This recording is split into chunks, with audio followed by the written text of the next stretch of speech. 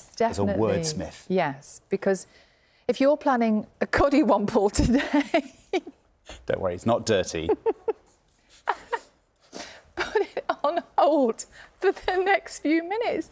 That's ridiculous, isn't it? What even is that word? There's also coddywomple. something gelastic coming up too. Yeah, so gelastic? snurdle up on your sofa because Countdown Susie Dent is here to explain Susie, what those on words earth mean. are we talking about? They are such wonderful sounding words, and yes, you might think that coddywomple means something that that Julia Cooper might well have approved of, but actually it means to set off on a jolly jaunt with no destination in mind, but just to enjoy the trip. And it's a gorgeous, gorgeous word. It's quite a recent one.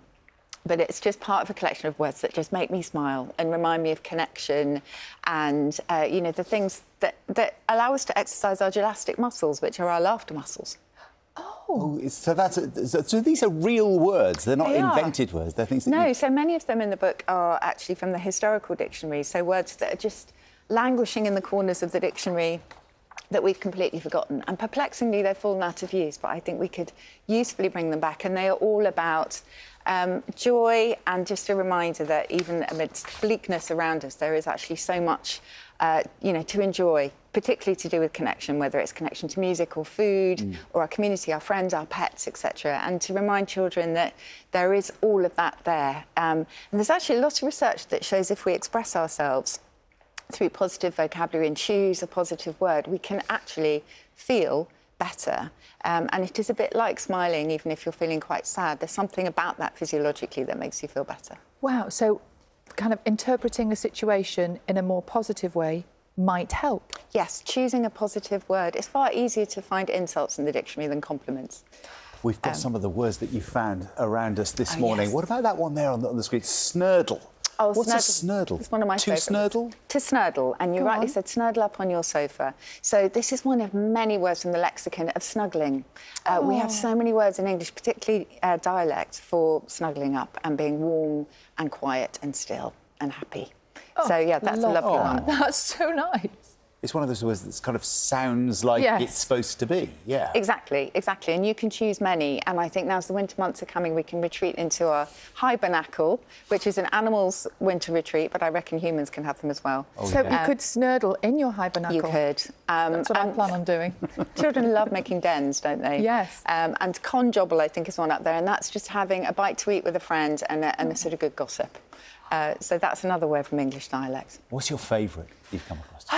Well, I'm just trying to think. I like jobbly-jock, which you've got up there. Jobbly-jock, yeah. A jobbly-jock is basically any kind of domestic disturbance. So for children, this could be your parent waking you up in the morning, telling you to go to school. It could be roadworks at dawn. It could be anything that can be quite annoying, but it just sounds quite bouncy and happy. So, as I say, it's all about bringing a smile and reminding us that there is joy, reminding our children particularly that there is joy to be found.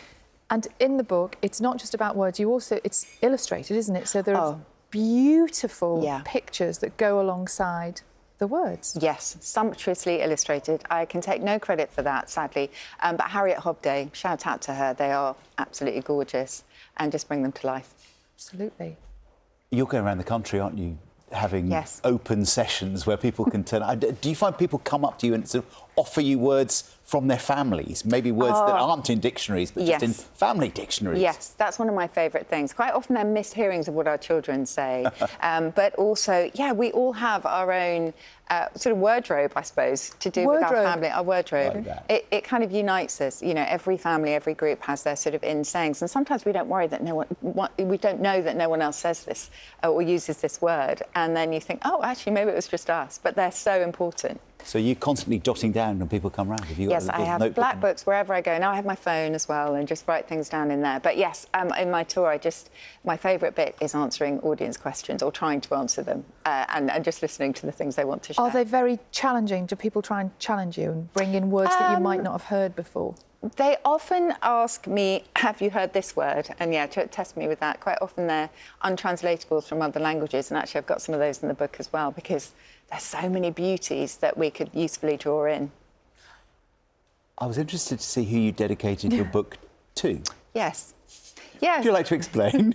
Well, I think in the introduction, I talk about one of the inspirations for the book was just sitting at my desk, and my rescue cat, Bo, was sitting there. Oh. And she just reminded me of how much she kind of connects me to the world and makes me happy. Oh. And it's just that simple pleasure and simple joy. So there's a lot in the book about animals as well and how they can teach us so many things. I mean, Jane Goodall, obviously, we've been celebrating her life. She just taught us that animals are entitled to our planet as much as we are. Is Bo... And yeah, what's Bo doing Bo's hibernacle? She's snurdling in her hibernacle, which is usually my bed.